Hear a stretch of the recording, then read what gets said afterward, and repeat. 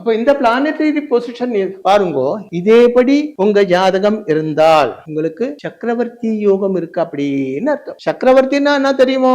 ராஜாவோட ராஜா, பல ராஜாக்கன்மாருக்கும் ராஜாவாக இருக்கப்பட்டதுதான் சக்கரவர்த்தி யோகம். சக்கரவர்த்தி யோகத்தினுடைய பலங்கள் தம்மன் பார்க்க போறோம். அதோட பலங்கள் அநேக ராஜாக்கன்மாருடைய அதிபதியாகிய மகாராஜன் சக்கரவர்த்தி ஆக இருக்கும்.